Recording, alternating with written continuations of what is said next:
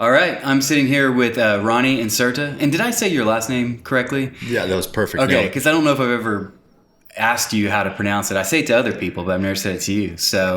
Um, so Ronnie is the owner. We're here at Oak Fit. Ronnie's the owner here. And how long ago did you start Oak Fit? 2014. Okay, so 4 years. going on 4 years. Going Holy on 4 cow! years. Yeah. Yeah, so used to work out here before I had a Mm-hmm. brand new business and a baby and all that kind of stuff, but enjoyed it. But so I think we should hop right into something pretty interesting. You just got back from it's the Northeast somewhere, correct? Yeah, last week I was in Baltimore. Okay, so yeah, talk about like what was going on in Baltimore, what were you doing up there, and I was at the Baltimore Ravens training camp. It was an amazing experience that I got to be part of. One of their players, I've been training for the past 4 years, Brandon Carr, invited me up there to kind of get in the game, get in the experience, and it was really neat. Got to meet all the coaches. Got to meet the strength staff. They were really nice, really welcomed me. It was a really cool experience. They gave me a personal tour. I had a friends and family badge, and so I had all access. And anybody who saw that badge was like, "Oh, hey man, what's up?" It was totally welcoming. It was awesome. so was it more of like a kind of like a social visit, or were you there to observe, or just kind of? I was there for Brandon specifically. So Brandon and I have a pretty tight relationship, as I do with all my clients. For him specifically, I mean, he's heading into the season, right? He's got a lot on his plate, and so I help him sift through that, right, and maintain focus. So a lot of what I do is, I guess, kind of mindset coaching. But I do I primarily do his nutrition, obviously all of his strength training. So I go in and just make sure everything is right on point for him. Yeah, because I imagine at this point he's not trying to put on 5 pounds of muscle right before the season starts. I mean, it's more about tweaking and little bits here and there. Yeah. So before he left for OTAs, organized team activities, before he left for OTAs, we had him priming, right? And then they just started training camp a few weeks ago. They started earlier than all the other teams because they were part of the Hall of Fame game. So right about the time that he left for training camp, we had him peak, right? So I did all of his strength testing. So yeah, now it's just making those final adjustments to make sure that his performance stays throughout the season. Yeah. Okay. So maybe like back up to when you said you've been working with him for a while. When someone like that first comes to you, I mean, what's the process in your head of like how are you going about? I mean, assessing them or trying to figure out what their goals are, or trying to establish goals with them, or like kind of what's your mindset? How do you work through that? Yeah. So I have a lot of questions that I ask, right? Just because, again, every individual kind of brings new circumstances to the table. So first thing is, what's the objective, right? What are we trying to achieve? What are you hiring me? What are you hiring me for? Obviously, that's typically something that is performance related.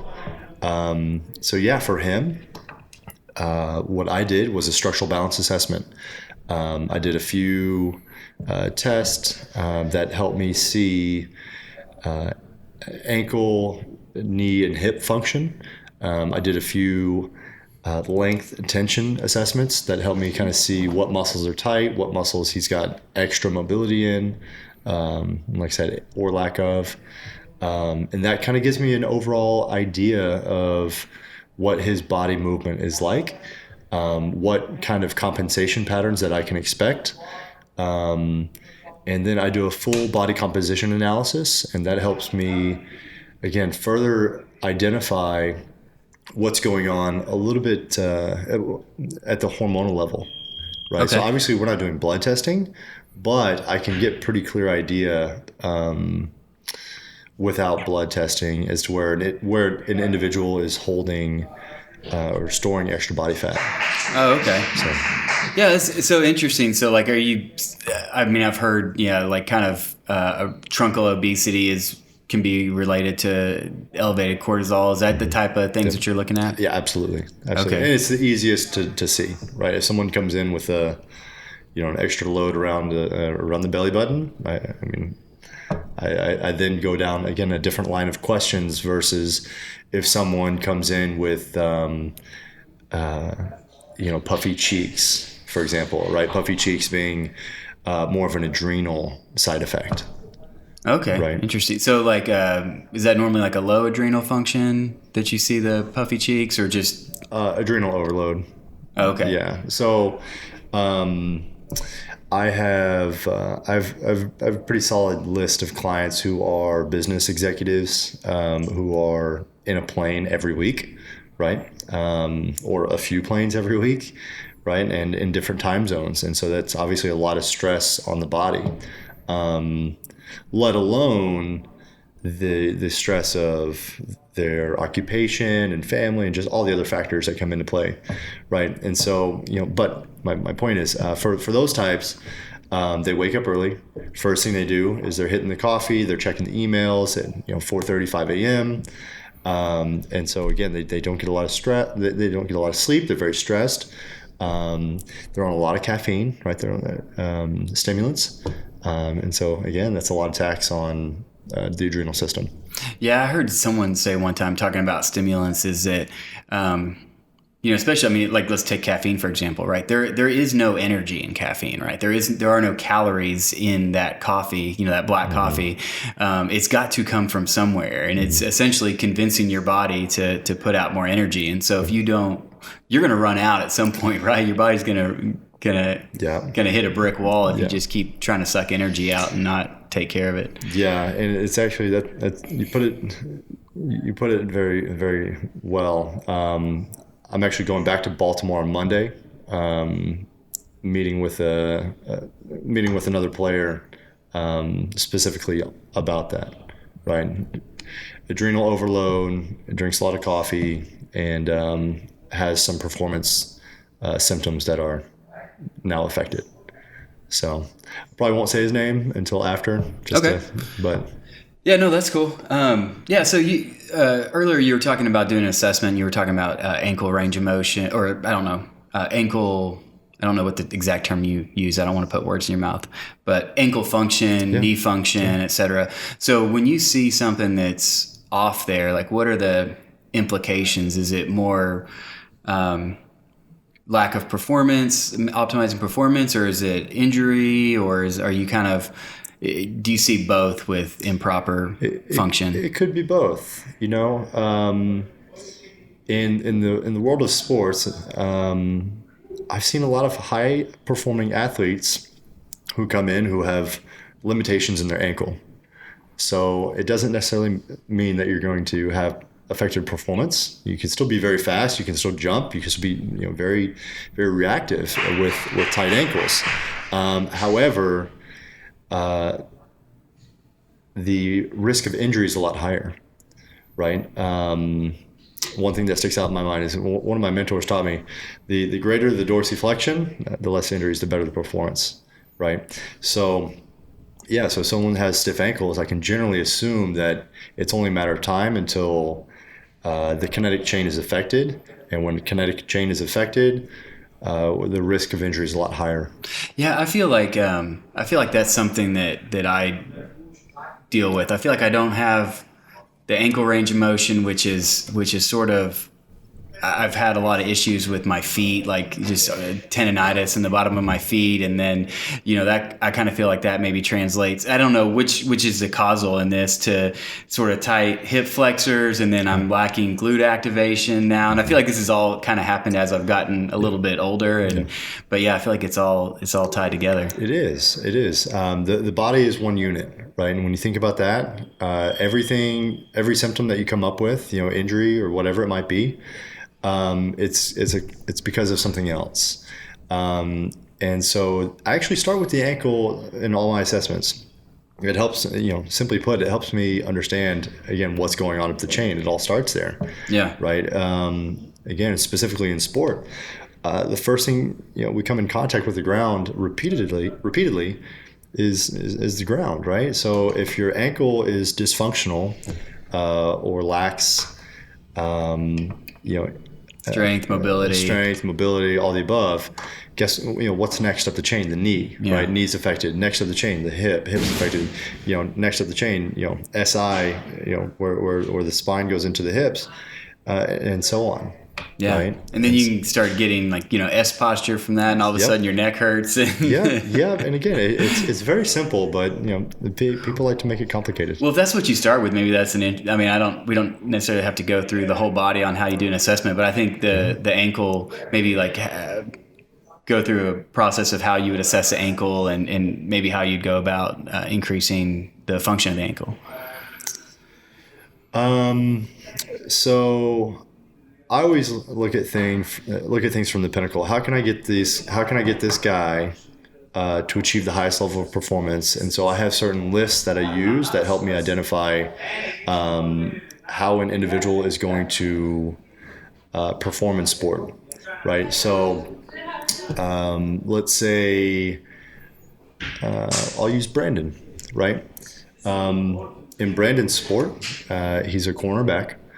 And so he doesn't need to be huge, right? But he needs to be strong, and he needs to be fast, and he needs to be able to absorb impact.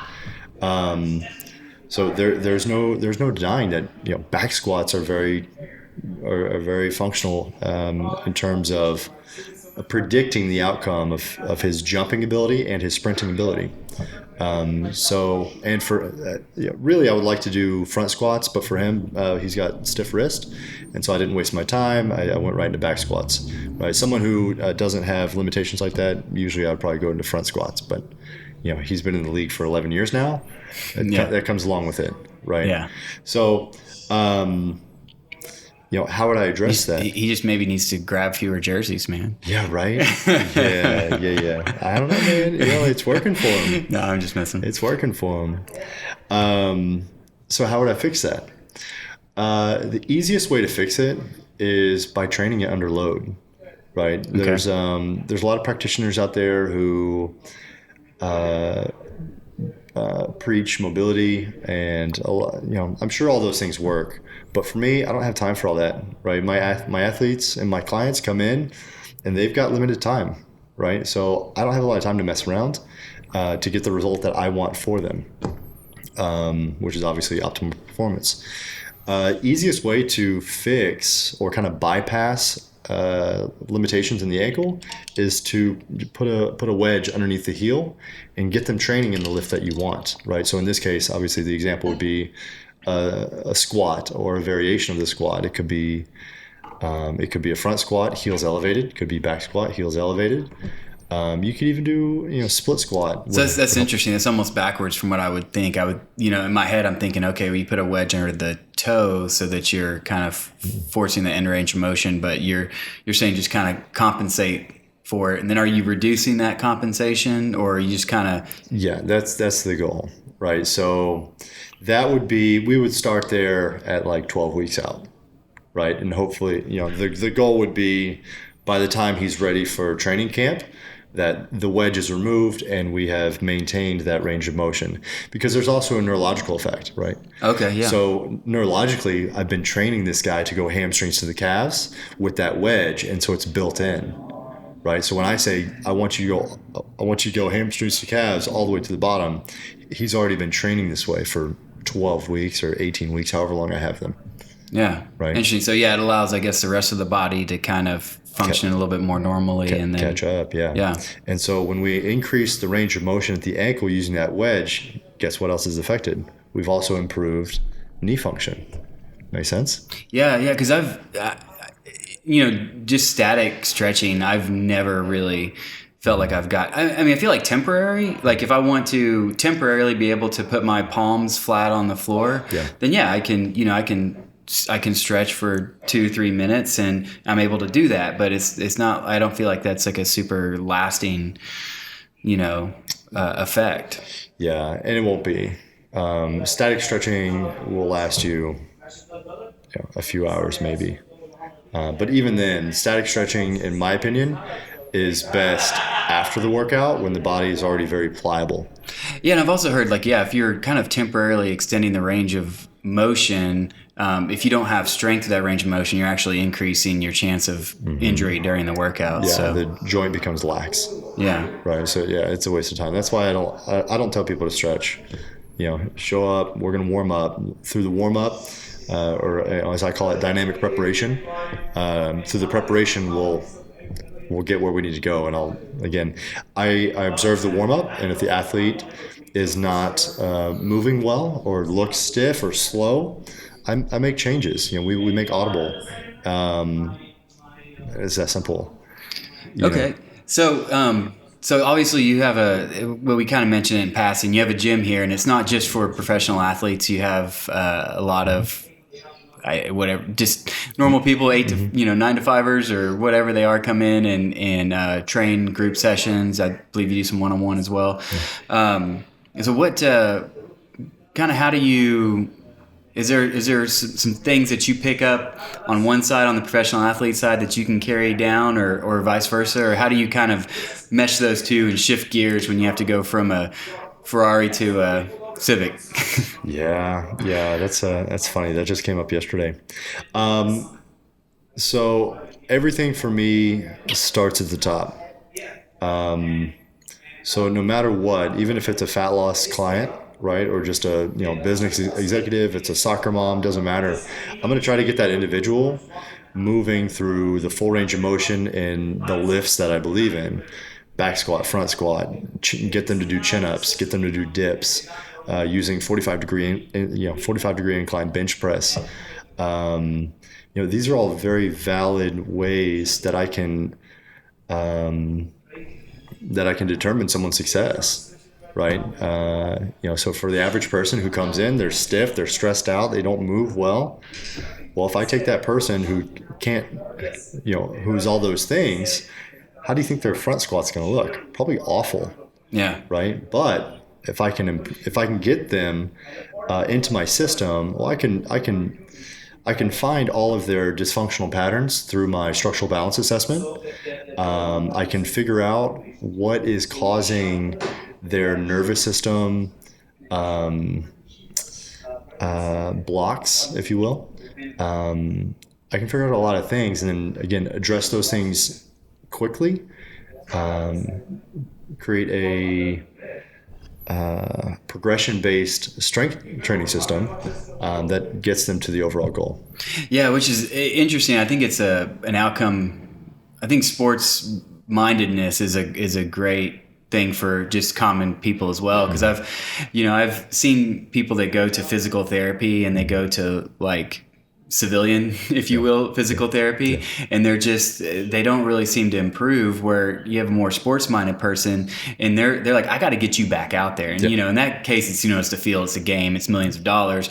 But I mean, the same is to be said for just everyday person that says, hey, I need to get you back out there functioning, as quickly as possible. Yeah, because whether you're playing for a $10 million contract, right, or whether you're just trying to go home and have fun and play some basketball with your kids in the back, or little tots, wrestling around and playing in the little Tykes playground. It doesn't. I want to get you back in the field doing what you should be doing. You know what I'm saying? Yeah. So I know everyone's individual, but let's say I would just use me for an example. I'm 37, male. What would be some of the? Do you have kind of some just goals as far as multiples of body weight or number of chin-ups or body fat composition? What do you think is a good target for just kind of a person like myself? For a 37-year-old male, I think a good target would be 12 to 15% body fat. Anything above 15%, and we really need to manage that. Anything below 10% is awesome, but it comes down to sustainability and reality at that point. Just for again the regular 37-year-old dad. Single digits kind of throws alcohol out the window pretty much. Yeah. Yep. You can get down to 12 having some beers and some wine, but totally. You can get drunk or you can get jacked. Which one do you want? But you're not doing both. Yeah. So. I love that expression. Six packs are built in the kitchen or whatever. Six packs are made in the kitchen or whatever it is. Yeah. Six packs are made in the kitchen. So I think reasonable, and based on, the clientele that I have, I think 12 to 15% for the average American would be great, because currently the average American, 37-year-old male, is double that, and it's awful. You know what I'm saying? That's why, we've got this whole messed up system. I know. And when you start doing the math, like when you start saying, okay, I weigh, 170 pounds and 20% body fat, if say you are, and it's like, I have 34 pounds. Like, how much is 34 pounds? That's crazy. Yeah, you got to think about, that's a lot of extra weight just to put on your joints and carry around. And, you basically have you mentioned your little one. He probably doesn't even weigh what? Oh, he's 30 pounds, yeah. 30 pounds? Okay, so you're carrying around that little... think about that little Bjorn that you're carrying around all the time. You know what I'm saying? Yeah, and how much your back is stiff after carrying him around and everything, Yeah, and it's crazy. It's crazy. But again, there's people that are double that. There's a majority of people that are double that, right? And who aren't willing to put in the work and have the discipline for themselves just to just come down to normal, or what should be normal. Yeah, I mean, I will have to say it is tough in the environment we live in. It is so easy to like I just walk into the grocery store sometimes and I just kind of look around and I just say, there's maybe 5% of this in here that's fit for human consumption. Yep. Oh yeah. No, totally. I mean, there's so much crap. Even at the grocery store. I mean, I'm so picky. Obviously Tom Thumb is a lot closer, here in Oak Cliff. Yeah. I really love the Cox Farmers Market right here. I think they've got great stuff. I think it's really cool. What's the Coopers? Yes. I think it's so great that they've got all the meat that they carry. But that's the thing is, huge superstores like Tom Thumb. I mean, they've really got it nailed down. They're going to get you right when you first walk in. If you're walking in with kids who can walk and can see and pick things, well, guess what? They've figured out how to attract the child to get those cookies. Yep. Or to get those chips. And same way on the way out when you're checking out, they've got everything perfectly placed. So I mean, we've kind of fallen into the system of being funneled like that. So I guess that's a good segue into just kind of at a high level. Are you a low carb, a whole food, a paleo, a micronutrient, a green smoothie?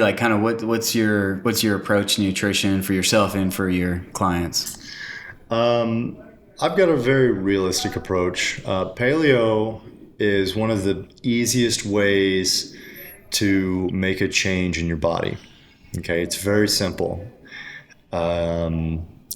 Eat meat, eat vegetables, eat some nuts, some berries. Think about it this way. If a caveman accessed it or had access to it, then it's probably okay for you. Yeah, right? Without a mill or a... Yeah, exactly. Without too much processing and whatever. If a caveman can eat it with simple fire, you're probably fine, right? Yeah, that's what I've always said. I know there's a lot of critics of paleo, and I'm just like, man, I've seen how many people it's positively impacted. Mm-hmm. And I just can't, I can't be critical of something that has just been that effective for that many people. It's so easy, right? It's so easy to follow, and there's no excuses. Right, you don't need to make it complicated. You don't need to count your calories and your macros and blah blah blah. Look, if you eat like a caveman, chances are your situation's going to improve. Yeah, I'll even go simpler with people sometimes. And I just say, can I have this or can I have that or can I have that? I was like, is it a meat or a vegetable? Yeah. I'm like, no. I'm like, no. No, don't. Well, yeah, going back to the body composition, right? you have to earn your carbohydrates. People don't realize that. Oh, it's fruit. It's fine. No, no, no, no, no. It's not fine. It's better than fruit juice, but Fruit juice. Yeah, I mean, let's just have sodas. Yeah. I mean, why not? No, it's not fine just to have fruit. You need to earn your carbs. You need to be active, and you have to be under a certain body fat percentage. Like I said, how a person at 10% body fat percentage metabolizes carbohydrates is a lot more efficient than someone who's 28% or 34%. Again, which is when we start talking about averages, 30 plus percent body fat is the standard. So you got to think about it. That's also the person who's eating chips and having, a 6-pack of beer at night and whatever. Again, this is not an opposition against beer, but at the same time, I think you need to earn where you want to be. Yeah. So that sounds similar to a guy by the name of Charles Poliquin. Yeah. So we had talked a little bit a couple weeks ago, and you'd mentioned that you actually work with Charles. So that's pretty awesome. I will give a lot of my credit to Charles. I've truly been impacted by Charles more than anybody else in my career. I've been very fortunate to work very close with him over the past couple of years, and man, it's helped me understand. It's helped me cut through a lot of the BS and just get systems that work. Again, kind of what we were talking about the other day. Okay, well, yeah, I love talking about my Navy SEALs. I love talking about my pro athletes. But at the end of the day, here in the gym, it's normal people, right? We've got moms, we've got dads, we've got people who go to work at 7 a.m. and come straight to the gym and rush here, and they're in class by 5:30. I mean, we've got a bunch of normal people, right?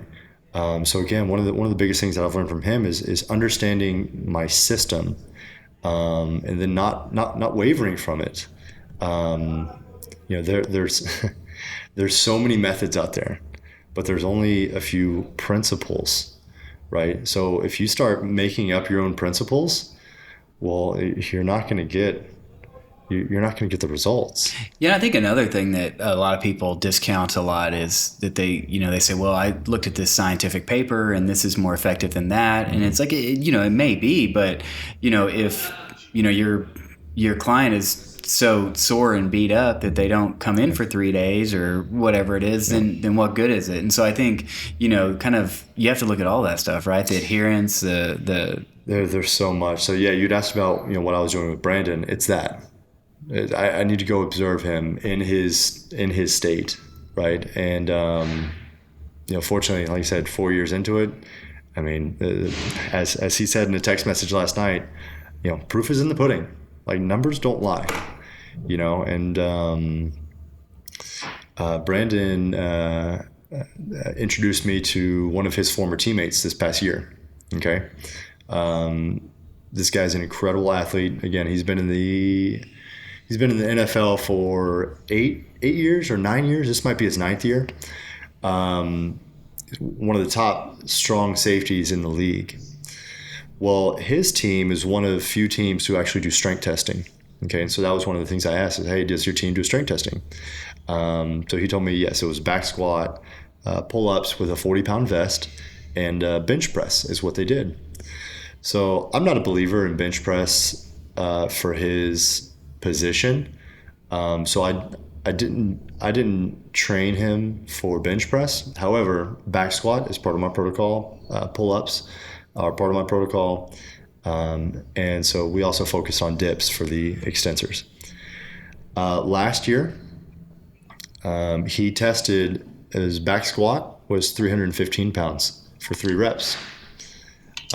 This year, after training with me the entire off season, he started training here 2 weeks after the AFC Championship game.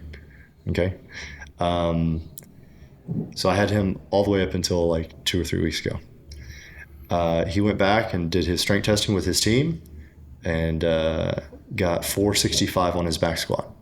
And you said it was what was it before? 315. 315, so 150 pounds. Yep. 50% increase. Yep. And it's fairly significant. Yeah, number again. So what? So his pull-ups last year he did 5 with a 40-pound vest. This year he did 13 with the same 40-pound vest. Last year did 265 for his bench press, and again we didn't focus on bench press at all. He went back and tested at 325. So again, proof is in the pudding, and watch his performance this year. Yeah. They just had their family game, which is like their biggest preseason type game. I think over like 20,000 people come out to that game. Interception, right? Again, like when you're stronger, you're faster, right? When you're faster, your skills are inherently improved. Yeah. I think that was something, played sports in high school, and I think towards the end of that was kind of when I think coaches were starting to figure it out, and they said, speed. We need everybody out of.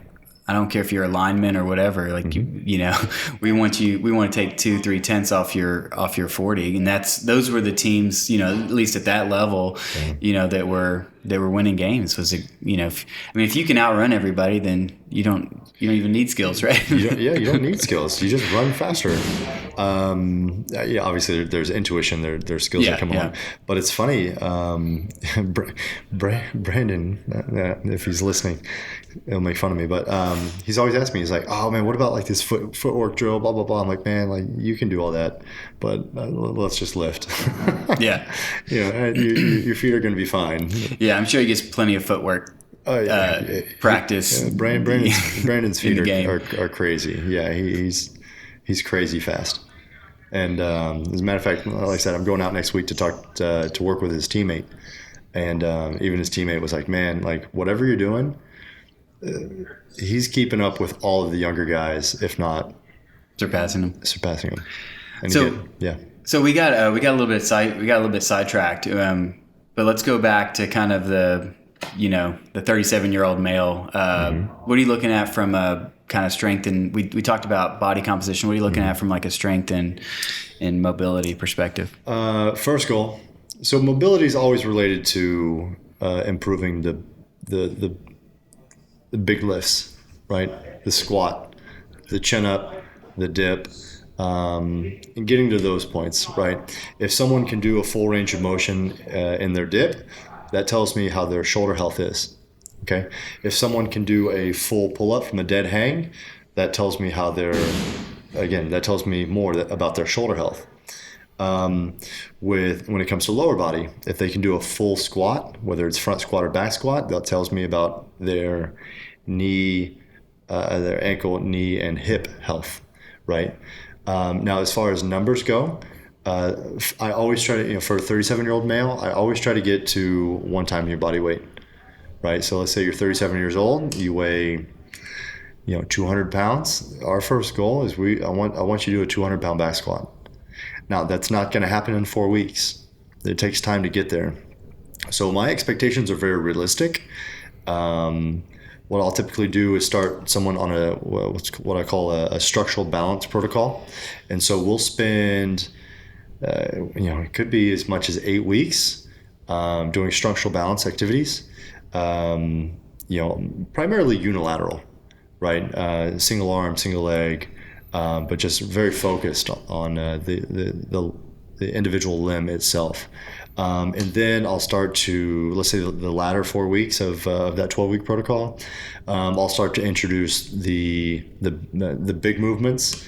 And at the end of that 12 weeks, we won't truly test out, but I'll certainly get them to a point where I can start to visualize where they're at.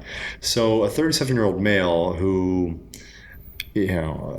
does consulting and has a family, 3 kids, whatever. That person doesn't need to do 1 rep max. It's so neurologically demanding that we're never going to get a true feedback to do a 1 RM. So I can take that same person at the end of that 4 weeks and I can use a 5 rep max, which is safer than a 1 rep. Than a 1 rep attempt. I can take that 5 rep and it'll give me a pretty clear indication of where that person stands. So even if they're doing 5 reps at 135 pounds, okay, well, I know that we're pretty close. Yeah, that's. I remember these charts on the wall, like in our weight room in high school. They had a single rep, and then it had 92% or 95% or whatever those were, and then they were always right. Like if you were doing, if you had like a 250 single rep max, you could do a set of 3 with 225. I mean, it always seemed to work out that way.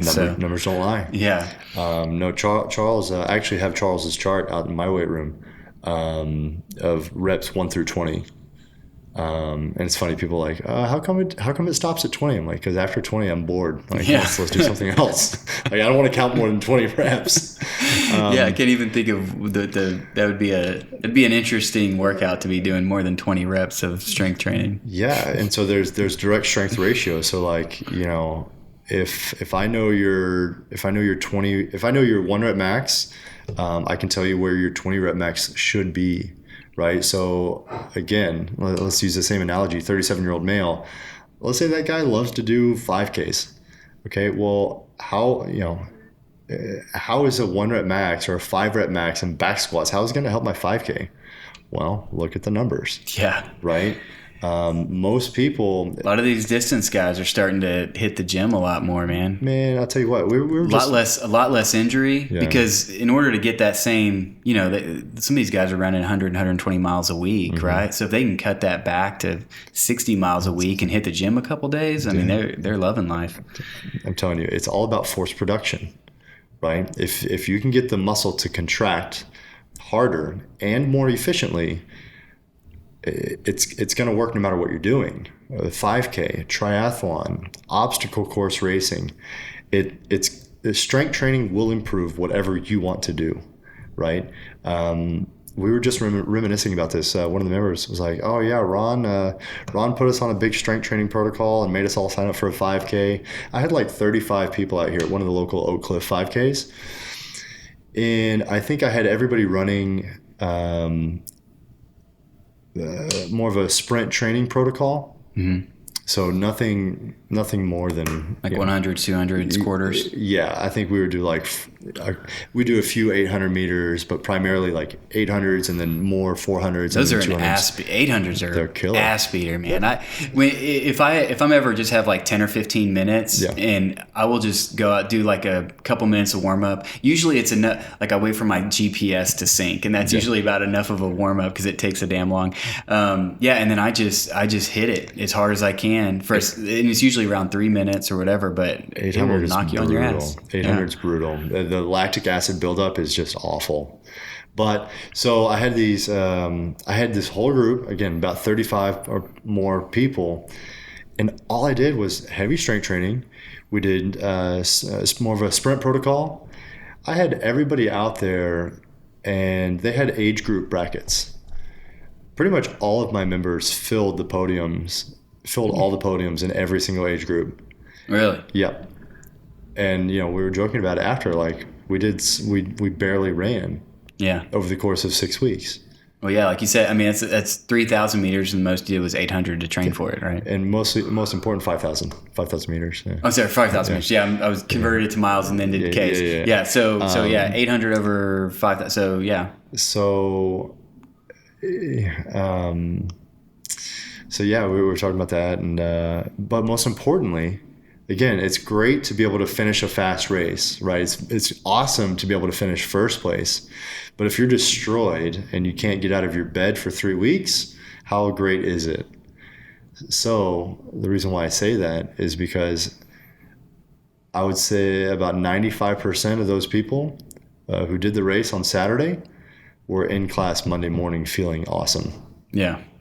No, like very minimal soreness, so they were able to recover very quickly and get right back to what they were doing. So what's a good one of the other things I think is great about sprinting is that you don't need, I mean, there's roads everywhere, right? Like you don't need anything. You just need you don't even need shoes. I mean, you could run barefoot if you wanted to, right? Maybe some clothes if you're going to be outside, but Depending. Yeah. so what's what's a good if someone's just wanting to go out and add a little bit of sprinting to their protocol, what would you recommend? One of my favorite protocols is is very simple. So you'll do 3 to 5 sets, 20 seconds, just run hard. And then what you'll do is you'll continue walking. You'll walk to recover. It could be 90 seconds, could be up to 2 minutes if you need it. And then you'll repeat that. You want to kind of, if you're doing heart rate, maybe 120 beats or you don't even have time to do heart rate. No, okay. This you won't have time. So it's 20 seconds, just RPE is better, right? So yes, heart rate is great. But in this case, RPE, rate of perceived exertion, that's what you'll need to use. So you kind of need to put yourself at like an 8, 9, and depending on training level, 9, 10. Okay, during the that sprint. 20 seconds. Okay, yeah, and that then 20 the seconds needs to recovery? be hard. And then recovery needs to be about 2 minutes. Okay. 3 to 5 sets.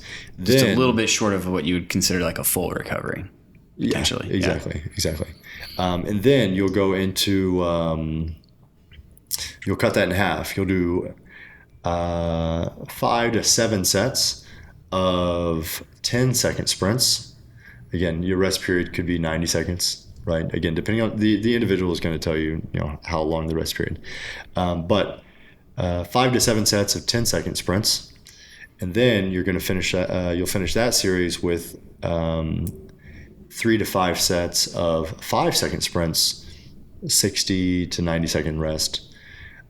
You'll give yourself 4 minutes of rest after your last set, and then you'll run 2 sets of a very flat, stable 2-minute run. That's all one workout? That's one workout. Woo. It's pretty quick. It's very quick. It's tough, but you'll be done under 30 minutes. Yeah. Both physically and emotionally. Yeah, no kidding. That's a lot of sprinting. But it's very effective, right? And you don't need anything. You need a stopwatch, and that's about it. And also, we're not talking real precise here. I mean, you could even count in your head, right? Count in your head. Yeah. Yeah, whatever. Just count in your head. It's so simple. Nowadays, people like to make things so complicated. And again, kind of like what we were saying about research. Yeah, I love it when the general population people come up and like, oh, I heard this research study said that I shouldn't have BCAAs. I'm like, okay. Then you're not going to make it here. Yeah. Because we lift way too much not to take BCAAs, and again, it's... So do you like that as a pre-workout? Branch chains? Yeah. It could be pre-workout, could be intro workout, could be post-workout. Branch chain amino acids are pretty great overall. Because they have like a hormonal effect, or they have more than just protein, right? Like more than just amino acids. So we're talking leucine, isoleucine, and valine. So really what it comes down to is branch chain aminos will help stimulate muscle protein synthesis. Okay, that's what I was thinking. And specifically leucine. Obviously, isoleucine and valine are supporting factors, but the real golden ticket is in leucine. Again, if we're kind of using that same 37-year-old average Joe, that average Joe, and again, this is not opinion. This is this is based on experience and the thousands of people that I've worked with over the years. The average Joe is way undernourished, specifically in protein, and it doesn't matter how hard you're training. If you're not recovering, you're going to hit a ceiling very quickly. Branch chain amino acids and essential amino acids will help support your recovery, and that's the most important thing you can do is recover. Because the workout itself is really just. I mean, I think this kind of changed the way I thought of it. When it's like, yeah, there is some tearing down of muscle and this and that, but essentially what you're trying to do is you're trying to tell your body like, hey, I'm not I'm not fast enough or strong enough to survive this world or this current environment I'm in. You better adapt. Yes. Or we're not going to live to see another day, right? Exactly. You have to force adaptation, and then you have to just re-stimulate. You know.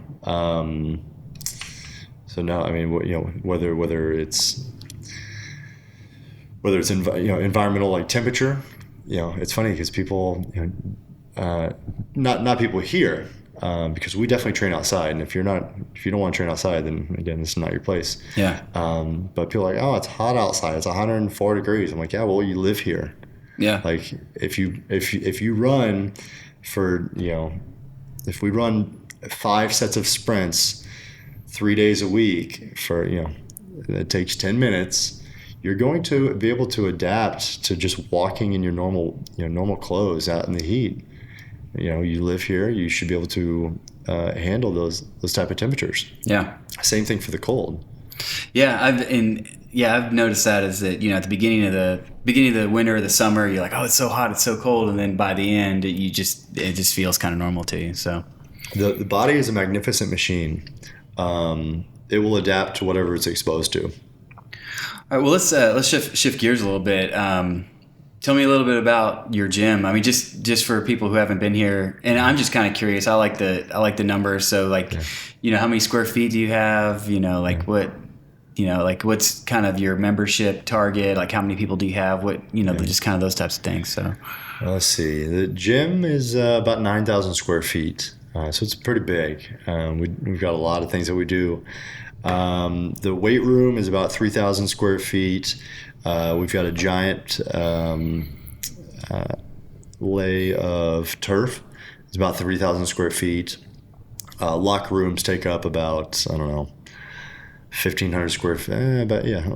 Close to about 1,000 square feet. We got, and then another 1,000 square feet of mat space for Brazilian Jiu-Jitsu. If you were to calculate, all the heads that walk through here, I mean, we're talking a few hundred that come in here on a weekly basis. So it's very busy. So it's a very fun environment to be in. Yeah, every time I stop by some random time, there's always someone in here doing something. So yeah, it's a very fun environment to be in, which it's hard to kind of look at it from the outside in, just because I'm always in it. But it really is. It's truly a magnificent setting that we've got. Everybody that walks in these doors is here for one purpose, and that's to train. And so that's another unique factor that is uncommon, because you can walk into a busy gym in downtown Dallas, and there's going to be a bunch of people on their iPads, on ellipticals, and on their iPhones trying to figure out how to balance standing on top of a stability ball and juggle pink dumbbells, but there's all the crazy stuff. But people come here and they're here to train. Yeah, so people ask me, like there was actually Sergio, I forget his last name. He trains here, but he saw I had a Oak Fit shirt on, and he said, "So what's that place like?" And I was like, just kind of like the quick thing. I was like, "It's like CrossFit without all the bullshit. Yeah. Without all the I can bench more than you, or I can snatch more than you, or whatever." So that was something I really liked about it. Is intensity, is a group workout. But I didn't, because I had gone to a CrossFit gym to just kind of test it out, and I felt like I was like in trouble all the time. I when we went to deadlift, I used an alternating grip, and I literally felt like I was a kid. They were like, "What are you using that grip for?" Yeah. And I was like, I don't know. It's how I learned to deadlift. So I don't know. That's kind of how I kind of describe it. How would you sort of in a nutshell describe, what it is you do here and what type of place Oak Fit is? Well, hopefully we've kind of captured that in our Oak Fit athlete motto: prepare the mind, fuel the body, train to win. Right. So I think that kind of captures what we're all about, right? Come in, prepare your mind, right? You got to get yourself away from all external factors. And if you're going to be performing at your best, you need to focus on what's in front of you. And the only thing in front of you is a heavy barbell, right? Or heavy sleds, or again, whatever the task is for the day. Fuel the body. You've got to be prepared, right? You've got to have the right hydration. You've got to have the right nutrients in your body to be able to, again, not just recover but sustain the workout. And train to win. Come in. It's still very much a competitive environment, but we don't boast about it. There's no ego. Right. If you want to lift heavy, well, then get in a group of other guys that is lifting heavy, or other girls. Our girls here are super strong. It's awesome. Yeah. It's truly impressive. And there's been a couple times when I was like, uh-oh. Yeah, and are those 35s on top of those 45s? Yeah, and what's my favorite is the girls we have here blow the stigma of lifting weights make you bulky. Like it's so awesome. Well, one thing I always thought about that is like, I don't want to lift weights because I don't want to get bulky. And it's like, well, first of all, it doesn't happen overnight. Like when you see a bodybuilder, first they're on steroids. They work out hours and hours a day. They eat so much in order to produce that amount of muscle. And secondly, you know what? How about every morning when you wake up, you look in the mirror, and if you think you're getting too bulky, you know what? Stop. Yeah. And no one ever does, right? Nobody ever gets that point. No, but rather than coming in and lifting weights because they don't want to get bulky, they're doing some cardio BS and doing juice cleanses after, and for some reason their body composition is less than favorable. Yeah, and that's, I mean, if you said for males 12 to 15%, so for females are like 18 to 22. Yeah, I think for females 18 to 22 is good. Yeah, I mean, if you're a female at 18% body fat, you're not going to look bulky, right? No, not at all. You'd be very lean. Unless you're all like oiled up and uber tan or something. But yeah, I think 18 up to maybe like 23 is a really great range for women. That keeps them in a lean physique, and minimizes the health problems of being either too lean or too on either side of it. Being too lean, you're going to have some hormonal problems that come up.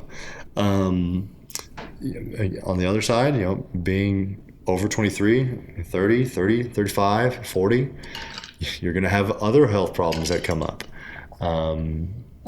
So I think that's kind of a sweet spot. Well, let's go back to the beginning. What first got you interested in fitness, health, training, and how did you connect that point to today? Ooh, man. I'll try to make a long story short. I was originally studying finance. Right, I had this dream. I wanted to move to New York and work on Wall Street. Work on Wall Street. That's what I wanted to do. Because for me, everything is numerical, right? Which again, why my philosophy is all numbers based. But back then I was studying finance. I wanted to go and work on Wall Street. I was living in Uptown here, and I walked into my building one day, and the concierge at the front desk was like, "Hey." And one of the older women came down here, and she was asking about a personal trainer, and she said she saw you at the gym, and said you looked like you knew what you were talking about. Oh, back then I was folding towels at a local gym here. So I was working at a gym, but I was folding towels just for membership because I couldn't afford it. Yeah. Right. And I was like, hey man, give me some hours and I'll work this off. So, anyways, I contacted the lady and I told her, I was like, hey, I'm not a trainer. She goes, no, but I saw you working out, and I want to. She was like 60s. I think she was 64. She goes, and she told me her whole life story. 64 years old, had been smoking for since she was 18. She was here in Dallas for 2 years. She lived in an RV for 2 years here at the hospital because her husband had a double lung transplant. Holy cow. And so that was like a whole 2 year process. And so anyways, she was so stressed out, and, she was a smoker. So, she's very overweight. And back then she was like, oh, I've got fibromyalgia. I've got this. I've got diabetes too. I've got all these things. And like back then I was like, man, I don't know why you're talking to me, because I have no idea. But I didn't want to leave her hanging. Right. And so I told her, I said, hey, look, I have access to all these trainers. Let me go talk to them, and I'll get back with you. See if you can just point her in the right direction. Yeah, and so she didn't want to work with anybody though. So I was kind of like the middleman. So I went and got the answers to some of the questions I needed. Fortunately, there were some doctors that worked out at the gym, so I was picking their brain, like, hey, what is this? What does this mean? And so I kind of like figured some things out for her, and went back to her with a response and said, hey, look, this is kind of what's going on. Let me show you some basic movements. And it was all ground based, right? And like I said, she was 64, she was overweight, had all these health conditions. So everything for her was ground based. We slowly progressed. I got more interested because, she was getting happier, all this. And it took about maybe 6 weeks. And, she quit smoking, and she started to lose weight. Her whole personality was more vibrant. And to me, that was the first time that I realized, like, wow, this feels good. I've changed somebody's life. Yeah. And I don't think I ever looked back.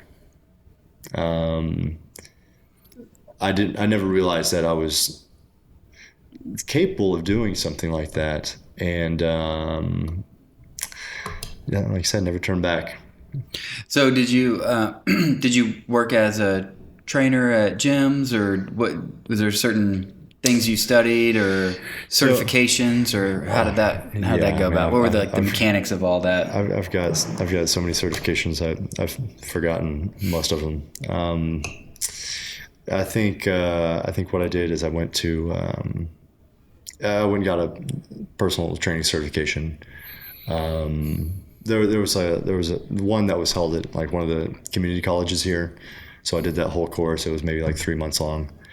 And then I got bigger ones like NSCA, National Strength and Conditioning Association. Then I got, more specialized ones.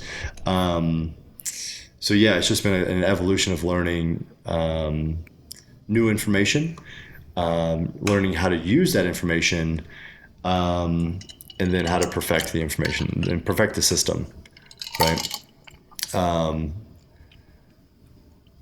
And so yeah, it's been a 12-year evolution of constant learning, taking what I'm reading and applying it, learning that not everything I read applies the same way to everybody, and then learning how to adapt what the research says to different individuals. Yeah, because I think one of the things that I always find really interesting, or just I think is a really good point, is that when you look at research, you're typically looking at averages and standard deviations. You're looking at statistical assessments of a large population, and if you look at that and say, well, for this 1,000 people that we did this study on, maybe once again the paleo diet was really successful for them. Mm-hmm. But if you were to dig down into that, there's probably 50 people that had lower energy, or gained weight or whatever. And the thing is, when one of those 50 people walks into your gym, you can't just say, well, it works for everyone else. So, but you have to treat that particular person. So yeah, from a scientific perspective, you can definitely get a good idea of what's best for the majority of the population. But at the end of the day, it's a person that needs to get stronger or lose weight or whatever, achieve their goals. So yeah, one thing, go back to Charles Poliquin. One thing that he taught me that I'll always remember. He said, Ron, your best expertise will only apply to 70% of the population. 15% will respond to a different application, another 15% to a different application. So no, it's the rule of 70, right? So no, I mean, there's still 30% of the population that it's not going to work, and you've got to do something else. Yeah, so that's interesting. So how do you, when you're in a group environment, are there certain things that you feel like, I mean, are you afforded the ability to kind of work with those outliers in a group environment, or how do you handle that? In a group environment, it's more difficult without testing. So it's purely observation. And usually when I pick up on something, I'll ask them, hey, I need you to do this test. So when it comes to outliers, one of the easiest ways for me to get a little bit more of an indication from what somebody might respond to is the Braverman's test. It's a little bit more of a psychological test. Oh, interesting. I've never heard of this. Braverman's? Yeah. Google it. Braverman's test. Do it, and I'll tell you about it. Just Google Braverman's test. It'll tell you your neurotransmitter deficiencies, neurotransmitter dominance, and neurotransmitter deficiencies based on dopamine, acetylcholine, GABA, and serotonin. And each of these have a different personality. Yeah, let's talk. So acetylcholine, I'm not familiar. So dopamine is kind of more of what they call the reward and motivation, right? So that has to do a lot with reward and motivation. Am I saying that correctly, or with drive? Drive, okay. Yeah. And then GABA is that's real important to sleep. So that's more about relaxation and calmness, organization. Yeah, kind of. Okay. And what were the other two that you mentioned? Acetylcholine, focus. Okay. And serotonin. So which is happiness, fulfillment. Yeah, exactly. Okay, so yeah, that's. I mean, and if you look, those are kind of like some really basic human emotions, right? Like, yeah, exactly. And so, based on someone's Braverman test, I can further identify how they're going to respond to my style of coaching. I can tell how they're going to respond to a certain type of programming, because someone who is dopamine dominant is certainly not going to respond the same way that someone who is GABA or serotonin dominant, right? Someone who is dopamine dominant is like the first guy on the Navy SEAL team who kicks in the door before they do a raid. That guy is dopamine dominant. Yeah. Right? And you're probably looking at trying actually to put the reins on somebody that's like that a little bit. No. Oh, no? No. Because I've noticed that sometimes, like when I go into, group environments or workout environments and there's a trainer present, I feel like I kind of know where my limits are. And if I push past there, then, I'm going to be injured. I'm not going to be able to walk the next day, and I can't have that, right? But I feel like everyone, the trainer's always like, work harder. I'm like, no. I know where I'm holding myself back intentionally here. Yeah. No, dopamine dominant, you're not going to hold back, really. Nor would I. Just let it go. Let it go. Let them go. Yeah. As a coach, monitor it, right? And if they're messing up, just tell them. Be a coach. But no, I mean, I don't like to restrict people. How I restrict people is the programming, right? So I know my programming. My programming undulates. So week by week, it changes. Or I guess, phase by phase it changes, but, every week, in the beginning of the week, we might be really heavy. At the end of the week, we might be a little bit lighter, right? And so when we circle back around, boom, the body's had enough time to recover, but while still moving. So no, the way to control it is through the programming. That's... Yeah, so I'm sorry, Braverman. Okay, I couldn't remember if it was Braverman or Braverson. So Braverman test. So what else? What are some other insights that maybe some specifics that you can get from this, or what's? Well, on the other end of that, someone who's serotonin dominant is not gonna like working out here. Yeah, so they'd rather go eat vegan ice cream while they're doing yoga. Oh, okay. And do their juice cleanse. It's just they're gonna hate it. Yeah. They're not They're typically intimidated by rowdy environments like this. Not that it's a rowdy environment, but they're typically more docile, right?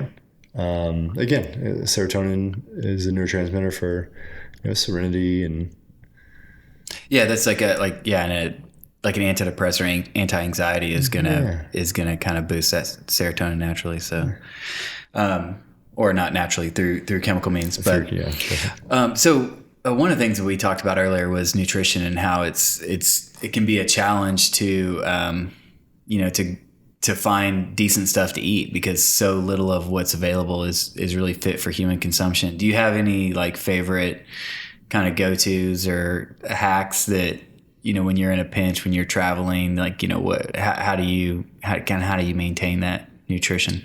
Well, what's the objective? That's what it comes down to. Because obviously, for what my hack for breakfast is different than my hack for dinner. Right? Okay. So for me, it's very easy. I always find the restaurants that have the highest quality foods, right? And at restaurants, I mean, even if I'm stuck in a pinch, and let's say TGI Fridays is all we've got. Well, if I'm hungry, I'm going to eat at TGI Fridays. But what I'm not going to do is order the potato skins and, 32-ounce pina colada or whatever they have. You know what I'm saying? I'll go off the menu. I go off the menu pretty much every restaurant I go to. Yeah. You can't be, if you want to eat somewhat healthy when you're going out to eat, you have to modify. You have to. But what I do know is that every single restaurant, I've never had a restaurant turn me down.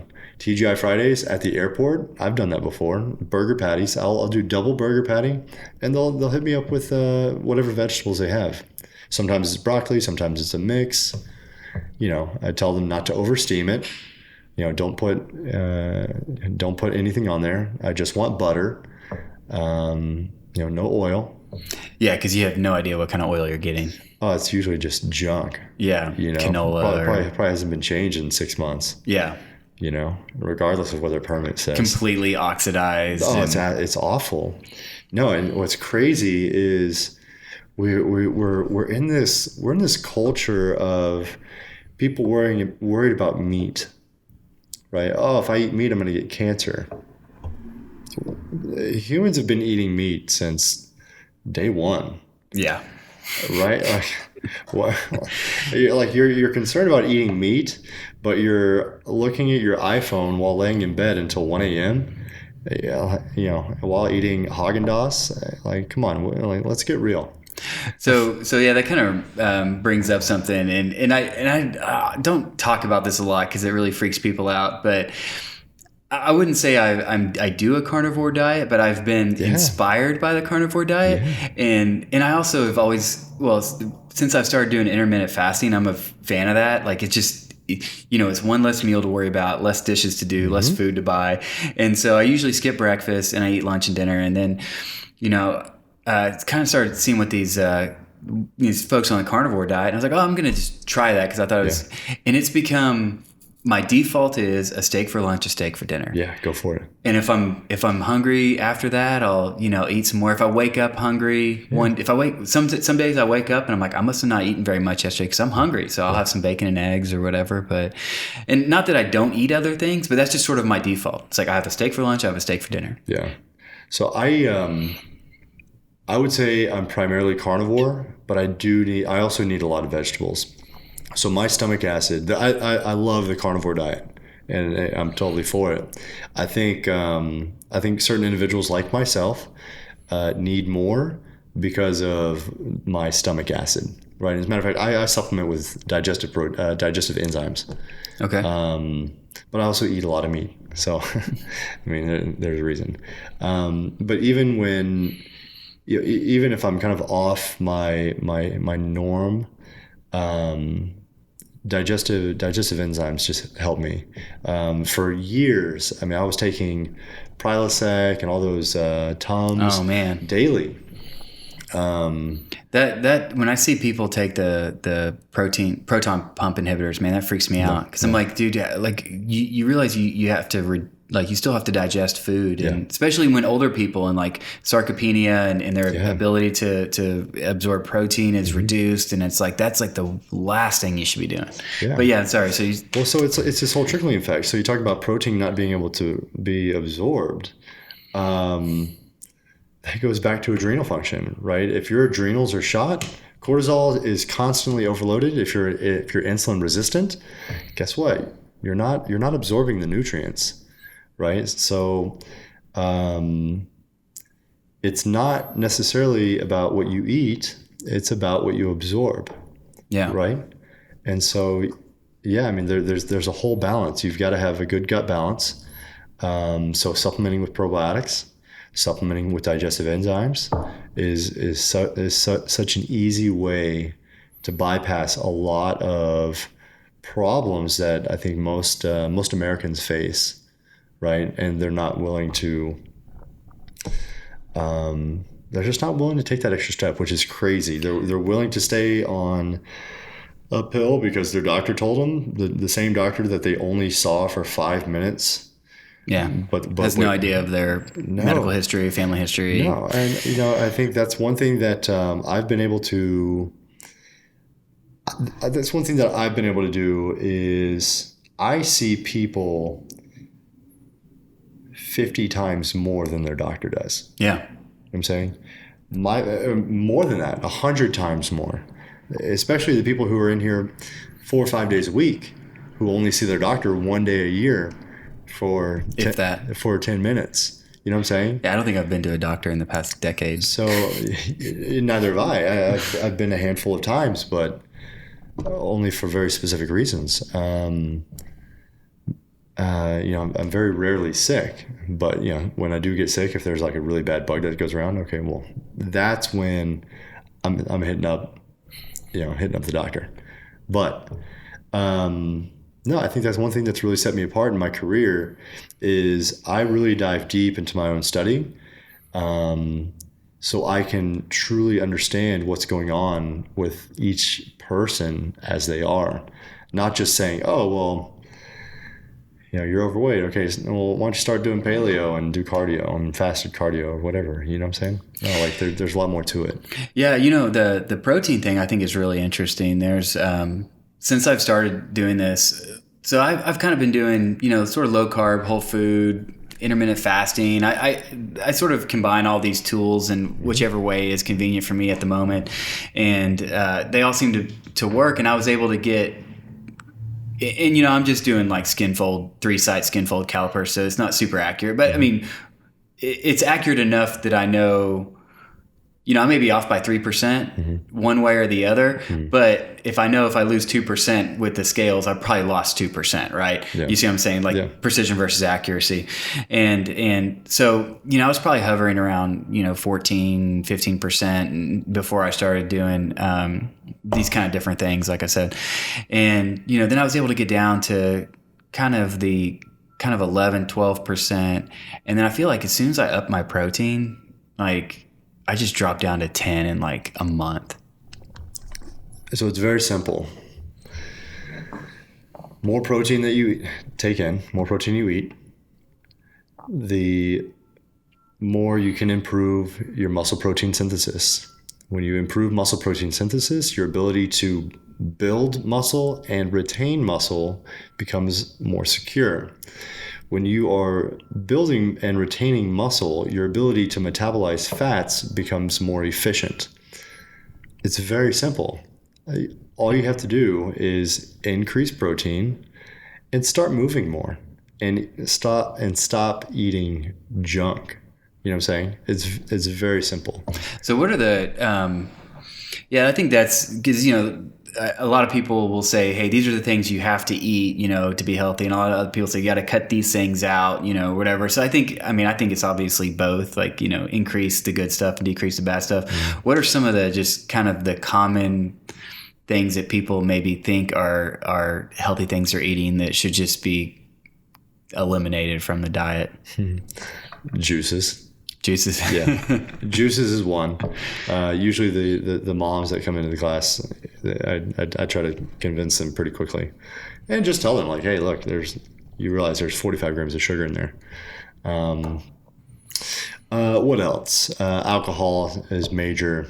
You know, breads and pasta. Everybody knows about breads and pasta. It was funny because if you'd asked that question 5 years ago, you get a different. 10 years ago, you get a different answer. Totally different answer.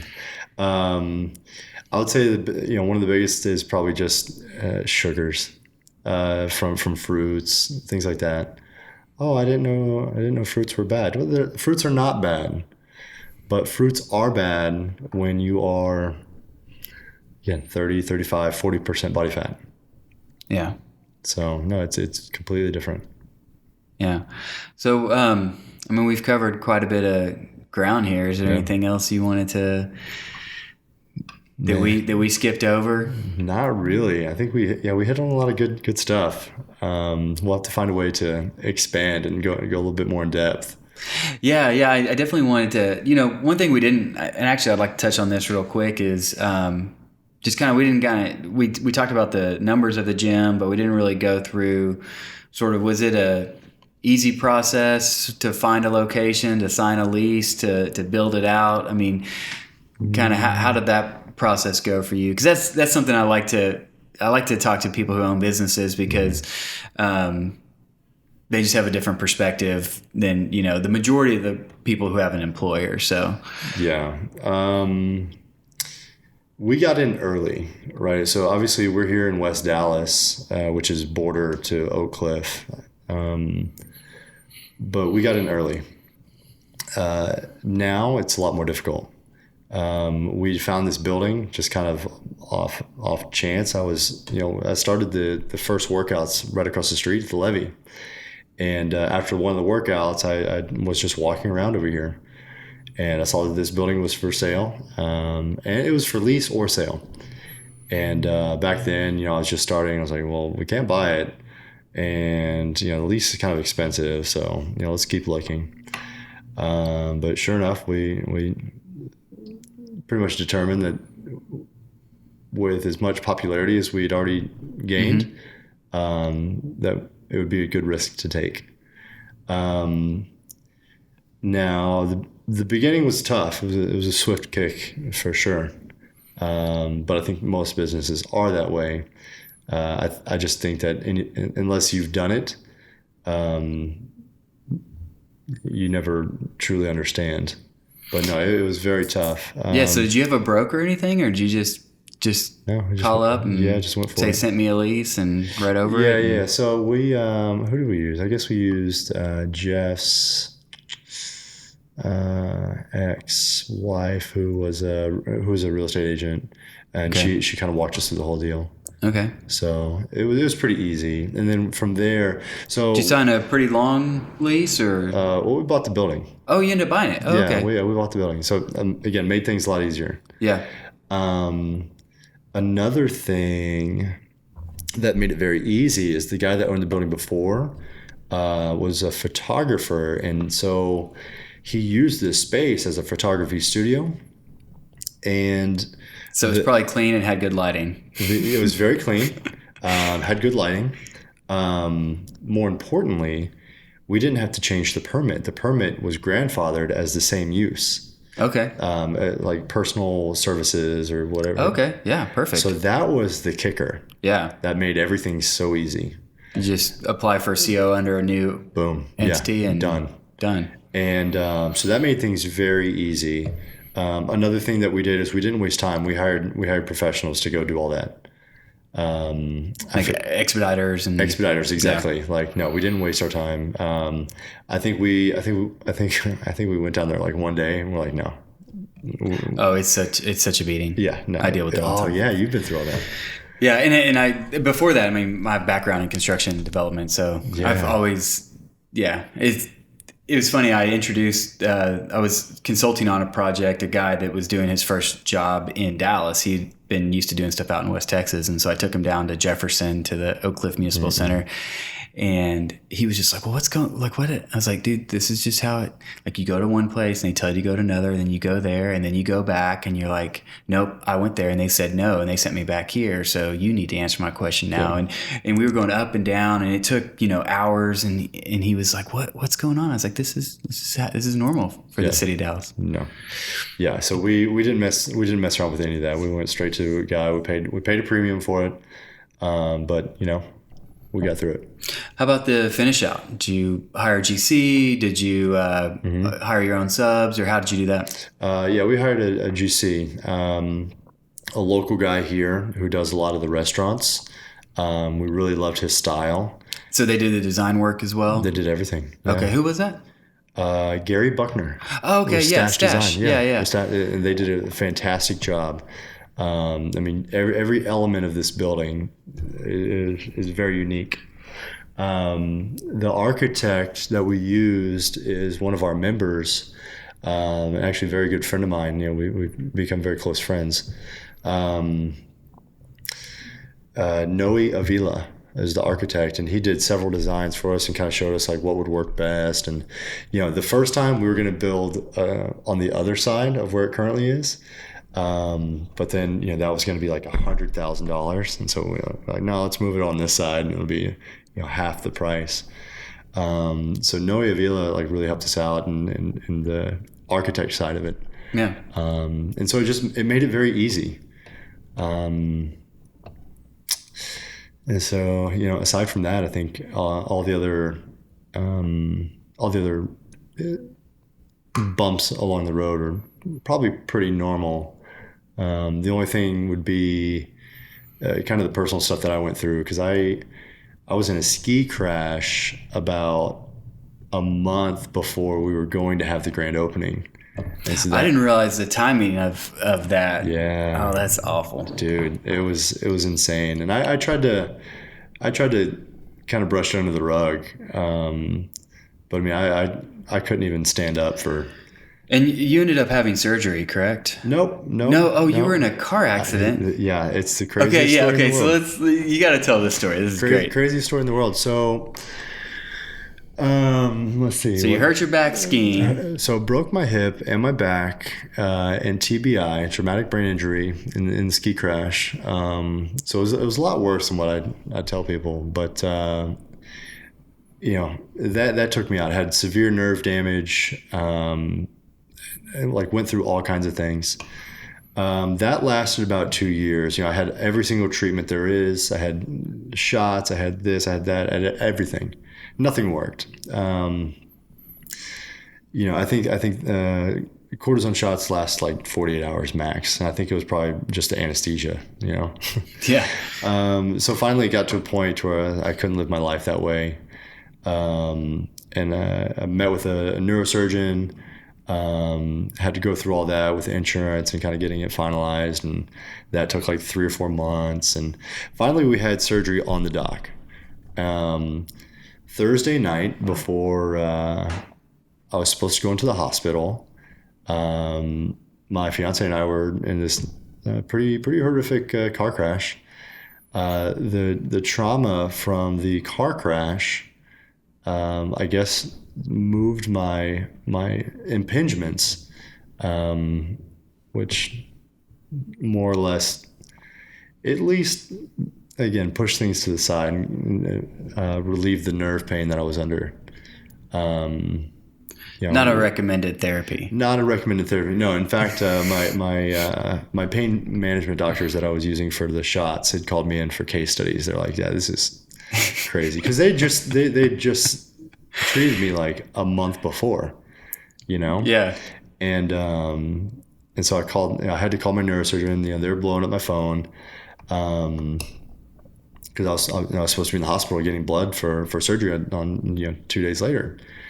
And so I had to tell him, I was like, hey, look, like, I'm still in the hospital. I've got, bruised lung, bruised kidney, I've got, some slight internal bleeding, all this stuff. And they're like, oh my God, like, I was like, I'll call you in a couple of weeks when all this settles down. Yeah.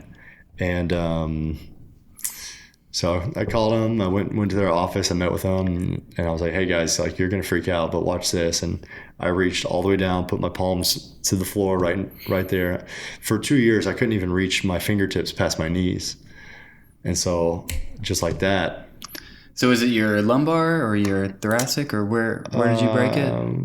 Well, there's multiple. There's 6. I've got 6 ruptured discs. Oh, okay. Wow. The one that was causing the most problems was L5S1, as it was like 16 and a half millimeters displaced, which is extremely displaced. Yeah. My neurosurgeon. It's like more than half an inch. Yeah. Wow. Yeah, he was telling me, he's like, man, like I just did a surgery on a guy last week who was at 2.5. Yeah. Right? 16.5, that's insane. So if that gives you some perspective, right?